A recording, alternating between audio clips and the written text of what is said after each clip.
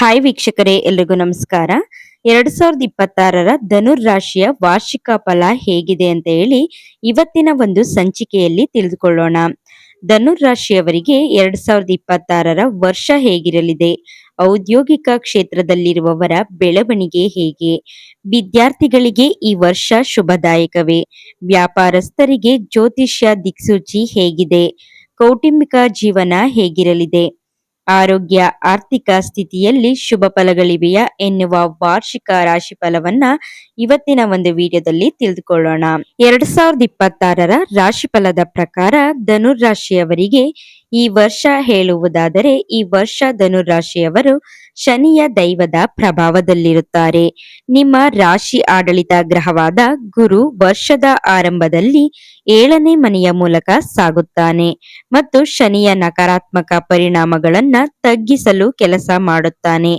ವರ್ಷದ ಮಧ್ಯದಲ್ಲಿ ಗುರು 8ನೇ ಮನೆಯ ಮೂಲಕ ಸಾಗುತ್ತಾನೆ ಮತ್ತು ವರ್ಷದ ಕೊನೆಯ ತ್ರೈಮಾಸಿಕದಲ್ಲಿ ಗುರು 9ನೇ ಮನೆಗೆ ಚಲಿಸುತ್ತಾನೆ.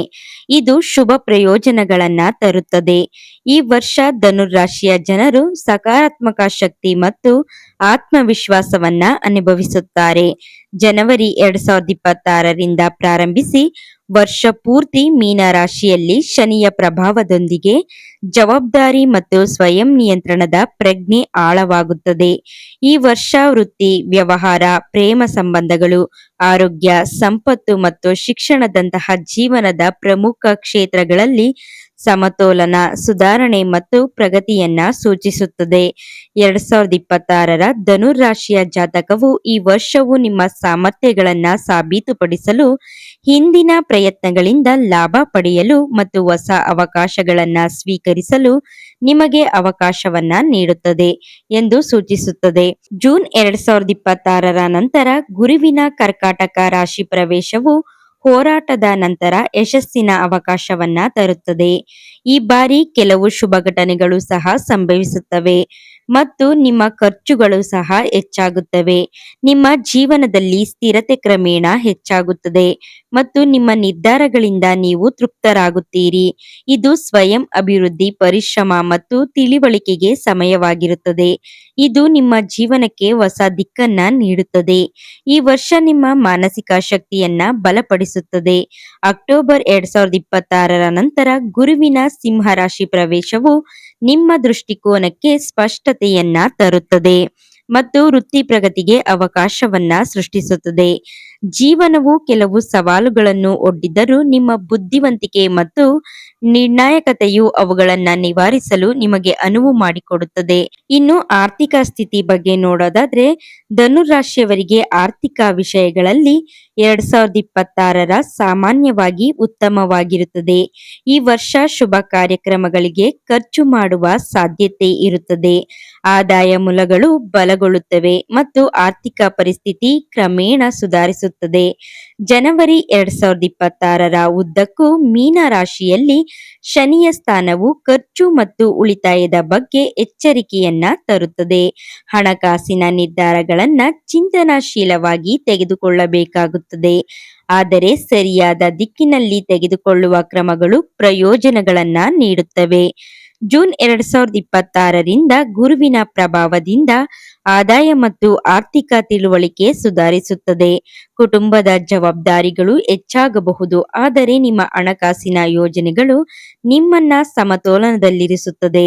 ಉದ್ಯಮಿಗಳಿಗೆ ಈ ವರ್ಷ ಲಾಭದಾಯಕ ವ್ಯವಹಾರಗಳು, ಹೊಸ ಅವಕಾಶಗಳು ಮತ್ತು ಕ್ರಮೇಣ ಹೆಚ್ಚುತ್ತಿರುವ ಆದಾಯವನ್ನ ಸೂಚಿಸುತ್ತದೆ. ಜುಲೈ ಮತ್ತು ಆಗಸ್ಟ್ನಲ್ಲಿ ಯೋಜನೆ ಮತ್ತು ತಾಳ್ಮೆ ಅಗತ್ಯ. ಅನಗತ್ಯ ಖರ್ಚುಗಳನ್ನ ತಪ್ಪಿಸುವುದು ಅತ್ಯಗತ್ಯ. ಆಸ್ತಿ ಅಥವಾ ಭೂಮಿಯ ಬಗ್ಗೆ ಚಿಂತನಾಶೀಲ ನಿರ್ಧಾರಗಳನ್ನ ತೆಗೆದುಕೊಳ್ಳುವುದು ಪ್ರಯೋಜನಕಾರಿಯಾಗಿದೆ.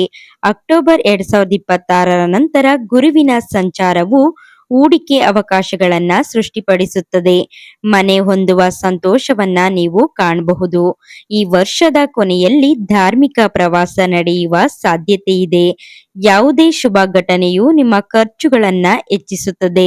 ಇನ್ನು ವೃತ್ತಿ ಜೀವನದಲ್ಲಿ ನೋಡೋದಾದ್ರೆ, ಈ ವರ್ಷವು ನಿಮಗೆ ನಿರಂತರ ಪ್ರಗತಿ ಮತ್ತು ನಿಮ್ಮ ವೃತ್ತಿ ಜೀವನದಲ್ಲಿ ಹೊಸ ಅವಕಾಶಗಳನ್ನ ತರುತ್ತದೆ. ನಿಮ್ಮ ಕಠಿಣ ಪರಿಶ್ರಮ ಮತ್ತು ಪ್ರಾಮಾಣಿಕತೆಯು ಈ ವರ್ಷ ನಿಮಗೆ ಹೊಸ ಮನ್ನಣೆಯನ್ನ ತರುತ್ತದೆ. ಜನವರಿ 2026ರಿಂದ ಮೀನ ರಾಶಿಯಲ್ಲಿ ಶನಿಯ ಪ್ರಭಾವದಡಿಯಲ್ಲಿ ನೀವು ಹೆಚ್ಚುತ್ತಿರುವ ಜವಾಬ್ದಾರಿಗಳನ್ನ ಅನುಭವಿಸುವಿರಿ. ಕೆಲಸದಲ್ಲಿ ನಿಮ್ಮ ಪ್ರಯತ್ನಗಳನ್ನ ಪ್ರಶಂಸಿಸಲಾಗುತ್ತದೆ ಮತ್ತು ನೀವು ನಿಮ್ಮ ಜವಾಬ್ದಾರಿಗಳನ್ನ ಉತ್ತಮವಾಗಿ ಪೂರೈಸಲು ಸಾಧ್ಯವಾಗುತ್ತದೆ. ನೀವು ಉದ್ಯೋಗದಲ್ಲಿದ್ದರೆ ನಿಮ್ಮ ಕೆಲಸದ ಗುಣಮಟ್ಟ ಮತ್ತು ನಿಮ್ಮ ಪ್ರಾಯೋಗಿಕ ವಿಧಾನವು ನಿಮ್ಮ ಮೇಲಧಿಕಾರಿಗಳ ವಿಶ್ವಾಸವನ್ನ ಗಳಿಸುತ್ತದೆ. ಜೂನ್ 2026ರ ನಂತರ ಗುರುವಿನ ಪ್ರಭಾವದ ಅಡಿಯಲ್ಲಿ ಕೆಲವು ವೃತ್ತಿ ಜೀವನದ ಗೊಂದಲಗಳ ಹೊರತಾಗಿಯೂ ಪ್ರಗತಿಗೆ ಅವಕಾಶಗಳು ಇರುತ್ತವೆ. ಕ್ರಮೇಣ ನಿಮ್ಮ ವೃತ್ತಿ ಜೀವನವು ಸುಧಾರಿಸುತ್ತದೆ ಮತ್ತು ನೀವು ಬಹು ನಿರೀಕ್ಷಿತ ಅವಕಾಶಗಳಿಂದ ಪ್ರಯೋಜನ ಪಡೆಯುತ್ತೀರಿ. ವ್ಯವಹಾರದಲ್ಲಿರುವವರಿಗೆ ಈ ವರ್ಷ ಸ್ಥಿರತೆ ಮತ್ತು ವಿಸ್ತರಣೆಯನ್ನ ಸೂಚಿಸುತ್ತದೆ. ಹೊಸ ಸಂಪರ್ಕಗಳು, ಹೊಸ ಆಲೋಚನೆಗಳು ಮತ್ತು ಯೋಜನೆಗಳು ನಿಮ್ಮ ವ್ಯಾಪಾರ ಪ್ರಯೋಜನಗಳನ್ನ ತರುತ್ತವೆ. ಅಕ್ಟೋಬರ್ 2026ರ ನಂತರ ಗುರುವಿನ ರಾಶಿ ಚಕ್ರ ಬದಲಾವಣೆಯು ನಿಮ್ಮ ಆತ್ಮವಿಶ್ವಾಸವನ್ನ ಹೆಚ್ಚಿಸುತ್ತದೆ, ನಿಮಗೆ ಯಶಸ್ಸಿನ ಬಾಗಿಲುಗಳನ್ನ ತೆರೆಯುತ್ತದೆ. ನಿಮ್ಮ ಕೌಶಲ್ಯಗಳನ್ನ ಹೆಚ್ಚಿಸಲು ಮತ್ತು ಹೊಸ ದಿಕ್ಕುಗಳಲ್ಲಿ ಕೆಲಸ ಮಾಡಲು ನೀವು ಅವಕಾಶಗಳನ್ನ ಕಂಡುಕೊಳ್ಳುವಿರಿ. ಈ ವರ್ಷ ಉದ್ಯೋಗ ಬದಲಾವಣೆಯ ಬಲವಾದ ಸಾಧ್ಯತೆಯೂ ಇದೆ ಮತ್ತು ನೀವು ಗಮನಾರ್ಹ ಅವಕಾಶವನ್ನ ಸಹ ಪಡೆಯುತ್ತೀರಿ.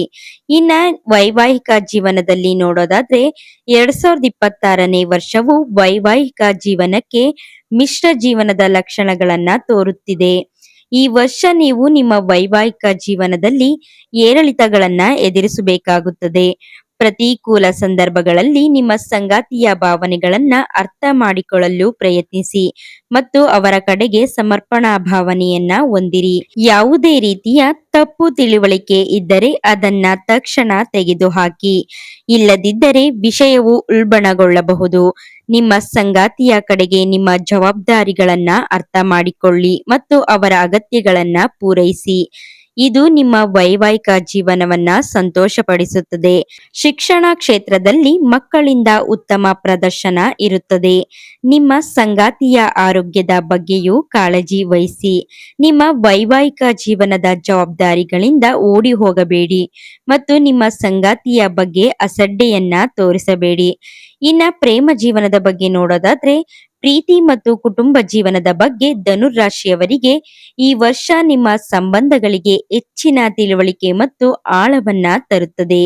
ನೀವು ಸಂಬಂಧದಲ್ಲಿದ್ದರೆ ನಿಮ್ಮ ಸಂಗಾತಿಯೊಂದಿಗೆ ಹೊಂದಾಣಿಕೆಯ ಭಾವನೆಯನ್ನ ನೀವು ಅನುಭವಿಸುವಿರಿ. ಜನವರಿ 2026ರಿಂದ ಶನಿಯ ಪ್ರಭಾವವು ನಿಮ್ಮ ಸಂಬಂಧಕ್ಕೆ ಹೆಚ್ಚಿನ ಗಂಭೀರತೆ ಮತ್ತು ಜವಾಬ್ದಾರಿಯನ್ನ ತರುತ್ತದೆ. 2026ರ ಧನುರಾಶಿಯ ವಾರ್ಷಿಕ ಜಾತಕದ ಪ್ರಕಾರ ಹಳೆಯ ಭಿನ್ನಾಭಿಪ್ರಾಯಗಳ ಬಗೆಹರಿಯುತ್ತವೆ ಮತ್ತು ಪರಸ್ಪರ ತಿಳುವಳಿಕೆ ಹೆಚ್ಚಾಗುತ್ತದೆ.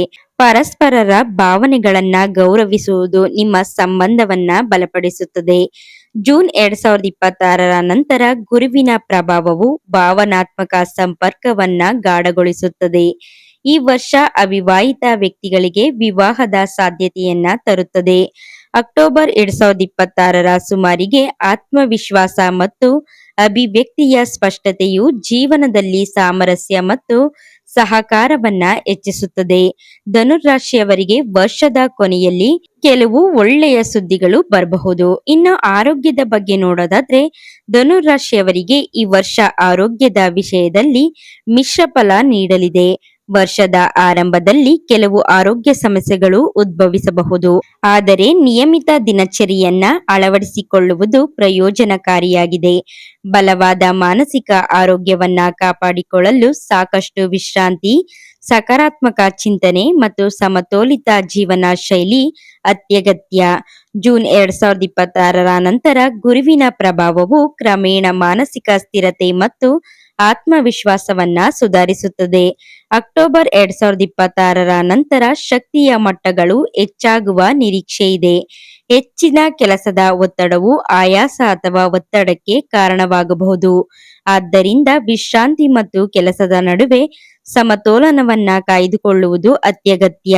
ಈ ವರ್ಷ ನಿಮ್ಮ ಆರೋಗ್ಯಕ್ಕೆ ಆದ್ಯತೆ ನೀಡಲು ಮತ್ತು ಸಕಾರಾತ್ಮಕ ಅಭ್ಯಾಸಗಳನ್ನ ಅಳವಡಿಸಿಕೊಳ್ಳಲು ನಿಮ್ಮನ್ನು ಪ್ರೇರೇಪಿಸುತ್ತದೆ. ಒಟ್ಟಾರೆಯಾಗಿ ವರ್ಷದ ಕೊನೆಯ ತ್ರೈಮಾಸಿಕವು ನಿಮಗೆ ಉತ್ತಮವಾಗಿರುತ್ತದೆ. ಇನ್ನ ಶಿಕ್ಷಣದ ಬಗ್ಗೆ ನೋಡೋದಾದ್ರೆ ಈ ವರ್ಷ ಧನುರ್ರಾಶಿ ವಿದ್ಯಾರ್ಥಿಗಳಿಗೆ ಶಿಕ್ಷಣ ಕ್ಷೇತ್ರದಲ್ಲಿ ಸಾಧನೆಗಳನ್ನ ಸೂಚಿಸುತ್ತದೆ.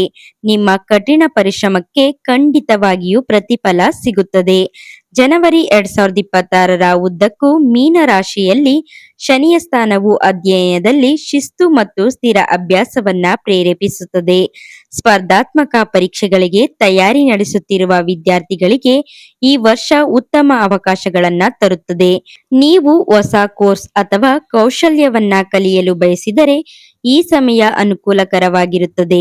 ನೀವು ವಿದೇಶದಲ್ಲಿ ಶಿಕ್ಷಣವನ್ನ ಪಡೆಯುತ್ತಿದ್ದರೆ ಅಲ್ಲಿಯೂ ಯಶಸ್ಸಿಗೆ ಅವಕಾಶವಿರುತ್ತದೆ. ಅಕ್ಟೋಬರ್ 2026ರ ನಂತರ ಅಧ್ಯಯನದಲ್ಲಿ ಏಕಾಗ್ರತೆ ಮತ್ತು ನಿಯಮಿತ ಅಭ್ಯಾಸವು ನಿಮ್ಮನ್ನ ಯಶಸ್ಸಿಗೆ ಕೊಂಡೊಯ್ಯುತ್ತದೆ. ಗೊಂದಲಗಳನ್ನ ಕಡಿಮೆ ಮಾಡಲು ಅಧ್ಯಯನದ ಮೇಲೆ ಗಮನವನ್ನ ಕಾಪಾಡಿಕೊಳ್ಳಲು ಸಮಯದ ಸರಿಯಾದ ಬಳಕೆ ಅತ್ಯಗತ್ಯ. ನೋಡುದ್ರಲ್ವಾ ವೀಕ್ಷಕರೇ, 2026ರ ಧನುರ್ರಾಶಿಯ ರಾಶಿಫಲ ಹೇಗಿತ್ತು ಅಂತ ಹೇಳಿ. ಈ ಮಾಹಿತಿ ತಮ್ಮೆಲ್ರಿಗೂ ಇಷ್ಟ ಆಗಿದ್ರೆ ತಪ್ಪದೆ ವಿಡಿಯೋಗೆ ಒಂದು ಲೈಕ್ ಕೊಟ್ಟು ಈ ವಿಡಿಯೋವನ್ನ ಎಲ್ಲರಿಗೂ ಶೇರ್ ಮಾಡಿ ಅಂತ ಹೇಳ್ತಾ ಮತ್ತೊಂದು ರಾಶಿಯೊಂದಿಗೆ ಸಿಗ್ತೀನಿ. ಅಲ್ಲಿವರೆಗೂ ಎಲ್ರಿಗೂ ಧನ್ಯವಾದಗಳು.